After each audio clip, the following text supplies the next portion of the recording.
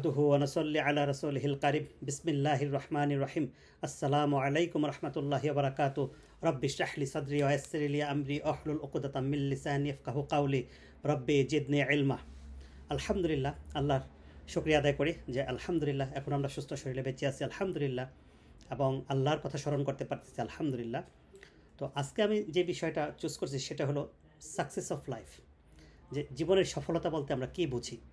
আমরা সাধারণত যারা আমরা বাংলাদেশের মানুষ জীবনের সফলতা বলতে বুঝি শুরুতেই ভালো পড়াশোনা, এবং সেটা দুনিয়াবি পড়াশোনা, ডাক্তার, ইঞ্জিনিয়ার অথবা জজ, ব্যারিস্টার অথবা এই ধরনের কোনো কিছু, বা আইটি স্পেশালিস্ট, এই ধরনের কোনো একটা কিছু সাধারণত আমরা বুঝি। এবং যেটা স্কুল এবং কলেজ বা ইউনিভার্সিটিতে, স্কুল কলেজে ভালো রেজাল্ট এবং ভালো বুয়েট অথবা মেডিকেল কলেজ অথবা ঢাকা ইউনিভার্সিটি, এবং এখন একটা জিনিস যেটা আরও বেশি ভালো হয়েছে বা সুবিধা হয়েছে, বিদেশে পড়াশোনা করার জন্য যাওয়া যায়। সেটা হলো ইন্টারমিডিয়েট পাস করার পর অনেকেই বিদেশে চলে আসে, এবং অনেকে ব্যাচেলার করার পরে বিদেশে চলে আসে। এবং আমার মতো যারা অস্ট্রেলিয়াতে অথবা আমেরিকাতে অথবা জার্মানি অথবা কানাডার এরকম কোনো দেশে সেটেল হইতে পারে, তাহলে সেটা জীবনের আরও বেশি অনেক বড় জিনিস। এর মধ্যে আছে বাংলাদেশে বিসিএস ক্যাডার অথবা উচ্চতর মানে গভর্নমেন্ট কোনো জব। তো এগুলাই আমরা সাকসেস বুঝি। এবং আমাদের সাকসেসের ব্যাপারটা এরকমভাবে হয়ে গেছে যে মাইন্ড সেট আপ হয়ে গেছে যে আমরা যদি এটা না হইতে পারি তাহলে ইউ আর লুজার। এটা একটা। আর দ্বিতীয় হলো টাকা পয়সার মালিক হওয়া, সেটা যেভাবে হোক। এটা হালাল হারামের আমরা কেউ তোয়াক্কা করি না, এবং আমরা কোরআন হাদিসের ব্যাপারগুলো যখন টাকা পয়সা আসতে থাকে, যখন কোরআন হাদিসের ব্যাপারগুলো আমরা মাথায় আনি না, এগুলো একটা ব্যাপার কাজ করে। এবং এর মধ্যে বাবা মার একটা ইন্সপাইরেশন থাকে, আমার ছেলে পড়াশোনা ফার্স্ট হইতেছে, স্কুলে ফার্স্ট হইতেছে, কলেজে ভালো করতেছে, বুয়েটে চান্স পাইছে অথবা ঢাকা মেডিকেল কলেজ অথবা এরকম কোনো ইনস্টিটিউটে চান্স পাচ্ছে আলহামদুলিল্লাহ। তো এই করতে করতে আমাদের জীবনে একটা বড় অংশ চলে যায়, এবং এখান থেকে যেটা আমরা ফেল করে ফেলি সেটা হলো তৌহিদের যে একটা জানার বিষয় থাকে, এই জিনিসটা আমরা সাধারণত মাথায় রাখি না।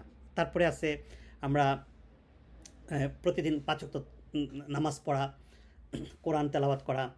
এরপরে যে আরও ব্যাপার আছে, যেমন সততা, তারপরে সচ্চরিত্রবান, এরপরে ফ্যামিলি টেক কেয়ার করার ব্যাপারগুলো আসতেছে, মানুষের সাথে ভালো আচরণ আসতেছে, পিতামাতারকে টেক কেয়ার করা। এবং আমরা সাধারণত বাইরের লোকের সাথে খুব ভালো আচরণ করি, কিন্তু নিজেদের বাসাতে আমরা কোনো ভালো আচরণ আমরা অনেকেই করি না। এবং ছেলে মেয়ে বা ওয়াইফদের সাথে আমরা খুবই তুচ্ছতাচ্ছিল্যভাবে কথা বলি। এটা আমাদের অনেকের মধ্যে, আমি নিজে সহ বলতেছি, কিন্তু এটা হওয়ার কথা ছিল না। আমাদের ঘর থেকে যেমন ভালো আচরণ হবে, বাইরে গেলে এর চেয়ে ভালো আচরণ হবে। এবং আমার আম্মা বলতেন যে তুমি যদি ঘরে ভালো আচরণ করতে পারো তাহলে তুমি বাইরে সবার সাথে ভালো আচরণ করতে পারবা। তো যাই হোক, তো আমাদের জীবনে এগুলা করতে করতে একটা সময় এসে মানুষ ক্লান্ত হয়ে যায়। এই টাকা পয়সা কামানো, সামাজিকতা বা কেরিয়ার করতে করতে, অথবা এরকম বিদেশে আমার মতো যারা মাইগ্রেশন হয়েছে, আমরা মাইগ্রেশন হওয়ার জন্য, টাকা পয়সা কামানোর জন্য, দুনিয়ার জীবনে যা দরকার সেটাকে আমরা সাকসেস বলতেছি। এখন যেহেতু আমরা মুসলমান, এখন আমাদের গাইডলাইন হবে কোরআন, আল কোরআন। আমাদের গাইডলাইন হলো আল কোরআন। এখন আমরা কি কখনো কোরআন থেকে মিলাই দেখছি আসলে সাকসেস বলতে আল্লাহ কি বোঝাইতেছেন? কারণ কি, দুনিয়া আমাদের থাকার জায়গা না, এখানে আমরা চাইলেও থাকতে পারবো না। এখন কেউ যদি আমরা স্বাস্থ্য সচেতন হই, খাবার কন্ট্রোল করি, যেমন মাইকেল জ্যাকসন 150 বছর বাঁচতে চেয়েছিলেন, এবং উনি, আমি যতটুকু জানি, উনি অনেক ধনী মানুষ ছিলেন, এবং উনি 150 বছর বাঁচতে চেয়েছিলেন, এবং ওনার আশেপাশে ডাক্তার রাখা ছিল, সমস্ত ইকুইপমেন্ট রাখা ছিল, তা ওনার মৃত্যু হয়ে গেছে 50 বছর বয়সী। তো এটা প্রমাণ করে যে এটা চাইলে আমরা দুনিয়াতে থাকতে পারবো না। তাহলে এখন কী করা? আল্লাহর কাছে সব কিছু আমাদেরকে জবাবদিহিতা করতে হবে, কারণ আল্লাহ আমাদেরকে একটা নির্দিষ্ট সময়ের জন্য দুনিয়াতে পাঠিয়েছেন। তো এখন আমরা কি হয়েছি যে আমরা কোরআন এবং সুন্নাহ যেটা বলে এটাকে আমরা একটু দূরে সরায় রাখছি, এবং আমরা মনে করতেছি যে এটা এত ইম্পর্টেন্ট না। এবং এরকমও শুনছি যে আমি শুনছি যে বলতেছে আমার আসলে কোরআন পড়ার এখন আগামী 1.5 বছর কোনো শিডিউল নাই। সুবহানাল্লাহ, কি ভয়ের কথা। এবং আমি ওনাকে বিনয়ের সাথে বললাম যে কোরআনটা যদি রাখেন কোনো সময় পড়তে ইচ্ছা করে, বলে না, এটা আমি ভালো জানি না, এটা আমি আসলে ওইভাবে জানতেও চাই না। নাউজুবিল্লাহ, আস্তাগফিরুল্লাহ, ওয়া আতুবু ইলাইহি। তো এই হলো আমাদের সমাজের অবস্থা। তো আর সমাজের যে অবক্ষয় শুরু হয়েছে কোরআন হাদিস ছাড়ার কারণে, যেটা আমরা চারপাশে দেখতে পাচ্ছি, এটা আমাদের চারপাশে অহরহ ঘটতেছে। তো এখন আসেন যে আমরা দেখি কোরআন কি বলতেছে, what is the success of life. আল্লাহ সূরা বাকারার শুরুতেই বলতেছে, আউযু বিল্লাহি মিনাশ শাইতানির রাজিম, বিসমিল্লাহির রহমানির রহিম, আলিফ লাম মিম, যালিকাল কিতাবু লা রাইবা ফীহি হুদাল লিল মুত্তাকিন আল্লাযীনা ইউমিনুনা বিল গায়বি ওয়া ইউকিমুনাস সালাতা ওয়া মিম্মা রাযাকনাহুম ইউনফিকুন ওয়াল্লাযীনা ইউমিনুনা বিমা উনজিলা ইলাইকা ওয়া মা উনজিলা মিন ক্বাবলিক ওয়া বিল আখিরাতি হুম ইউকিনুন উলাইকা আলা হুদাম মির রাব্বিহিম ওয়া উলাইকা হুমুল মুফলিহুন। এখানে আল্লাহ বলতেছেন সূরা বাকারার আলিফ লাম মিম, এটা এই গ্রন্থ যার মধ্যে কোনো সন্দেহ নাই, আল্লাহ ভীরুদের জন্য, পরহেজগারদের জন্য এই গ্রন্থ হেদায়েত বা মুক্তির দিশারি। যারা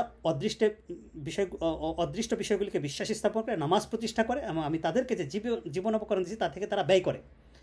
আর যারা তোমার প্রতি যা অবতীর্ণ করা হয়েছে এবং তোমার পূর্বে যা অবতীর্ণ করা হয়েছে সে বিষয়ে বিশ্বাস স্থাপন করে এবং পরকালের প্রতি দৃঢ় বিশ্বাস থাকে, এরাই তাদের প্রভুর প্রতি হতে হেদায়েতের উপর প্রতিষ্ঠিত হয়েছে এবং এরাই সফলকাম।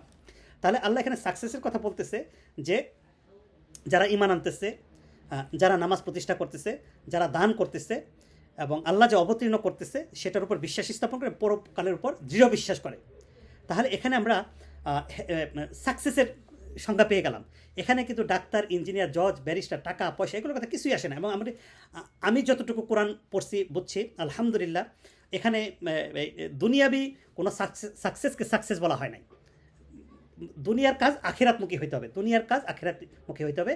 এবং আমরা যে দুনিয়াবি সাকসেস যেটা বলতেছি এটা দোষের কিছু নাই, কিন্তু দোষের কিছু এর জন্য যেহেতু আমরা ধর্মকে পাশে রেখে দিছি, আমরা নামাজ পড়তেছি না, আমরা কোরআন পড়তেছি না, আমরা কোরআন এবং সুন্নাহর যে বিধিবিধান দেওয়া আছে সেটাও আমরা অনেকেই মানতেছি না বা মানার চেষ্টাও করতেছি না। এবং আমরা মনে করতেছি যে এটা করে আমার সময় নষ্ট হয়, মসজিদে গেলে সময় নষ্ট হয়, আর কোরআনটা জীবনের জন্য এত কিছু প্রয়োজন না, মানে সামহাও হাসরের মাঠ ম্যানেজ করে ফেলবো বা মৃত্যুর আগে একটু তওবা করে আমরা সামহাও ম্যানেজ করে ফেলবো। কিন্তু ব্যাপারগুলো আসলে তো সহজ হবে বলে আমার মনে হয় না। কারণ যদি ব্যাপারগুলো এতই সহজ হইতো তাহলে কোরআন এত বড় হওয়া দরকার ছিল না, এত বড় হওয়া দরকার ছিল না। ওই 2-4-5 লাইনের মধ্যে হয়ে যেত, রাসূল সাল্লাল্লাহু আলাইহি ওয়াসাল্লামকে এত কষ্ট করতে হতো না, সাহাবাদেরকে এত স্যাক্রিফাইস করতে হতো না।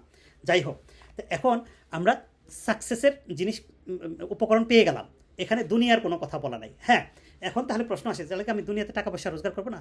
সেটাও কিন্তু শরিয়ার অংশ, সেটাও শরিয়ার অংশ। এবং রাসূল সাল্লাল্লাহু আলাইহি ওয়াসাল্লামের হাদিস আমরা কি পাই যে রাসূল সাল্লাল্লাহু আলাইহি ওয়াসাল্লাম বলতেছে আল্লাহর কাছে দারিদ্রতার জন্য পানা চেতেন। আর মুসলিমদের যদি টাকাই না হতো তাহলে জাকাতের প্রথা আসতো না, এবং জাকাত দেওয়া ফরজ। তার মানে হচ্ছে যে টাকা পয়সা অবশ্যই ইনকাম করতে হবে, কিন্তু কোরআন সুন্নাহকে বাদ দিয়ে না। এখন আসেন আমরা একটা ছোট্ট একটা আয়াতের মধ্যে আসি, সেটা হলো সূরা মুমিনুন। এখানে আল্লাহ বলতেছেন কদ আফলাহাল মুমিনুন, অবশ্যই সফলকাম হয়েছে মুমিনগণ। আল্লাহ বলতেছেন অবশ্যই কদ আফলাহাল মুমিনুন, যে মুমিনরা সাকসেস। এরপরে আয়াতে কি আসতেছে? আল্লাযীনা হুম সালাতিহিম খাশিউন, যারা নামাজে বিনম্র, অত্যন্ত ভদ্র, নম্র, বিনয়ী। সুবহানাল্লাহ। এরপরে বলতেছে যারা অসার ক্রিয়াকলাপ হতে বিরত থাকে, যাকাত দানে সক্রিয়, যারা নিজেদের যৌনাঙ্গকে সংযত রাখে। এরপরে আসতেছে যারা আমানত ও প্রতিশ্রুতি রক্ষা করে, যারা নিজেদের নামাজের যত্নবান হয়। এখানে আরেকটা শব্দ আসছে যে নামাজের যত্নবান হয়, তারাই উত্তরাধিকারী। তাহলে সাকসেসের এখানে 10টা পয়েন্টের কথা বলা হয়েছে সূরা মুমিনুনের মধ্যে। তাহলে আমরা সাকসেস বলতে বুঝলাম যে আমরা পরকালকে লক্ষ্য করে যে কাজগুলো করবো সেটি সাকসেস, এটা কোরআন সুন্নাহ অনুযায়ী হতে হবে। এটা কোনো কারো মুখের কথায় হবে না যে আমার ইচ্ছা মতো আমি কিছু একটা করলাম, এটা না, এটা হতে হবে কোরআন এবং সুন্নাহ অনুযায়ী। তো এখন এখানে এরকম কোরআনের মধ্যে আরও অনেক আয়াতের মধ্যে আসছে যে সফলতার কথা। তাহলে আমরা ঈমান, নামাজ, সাদাকা, পরকালে বিশ্বাস, এগুলো আমরা পেয়ে গেলাম যে সাকসেস। তাহলে আমাদের সাকসেস হবে আল্লাহর প্রতি ঈমান আনা, নামাজ আদায় করা। এরপরে আল্লাহ বলতেছে, আমরা ছোট্ট একটা সূরা আছে সূরা আল আসর, এটা হলো আপনার 103 নম্বর আয়াত। বিসমিল্লাহির রহমানির রহিম। আল্লাহ বলতেছেন আল আসর ইন্নাল ইনসানা লাফি খুসর ইল্লাল্লাযীনা আমানু ওয়া আমিলুস সলিহাত ওয়া তাওয়াসাউ বিল হক ওয়া তাওয়াসাউ বিস সবর।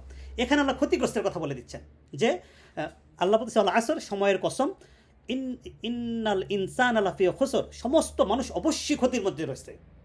সুবহানাল্লাহ।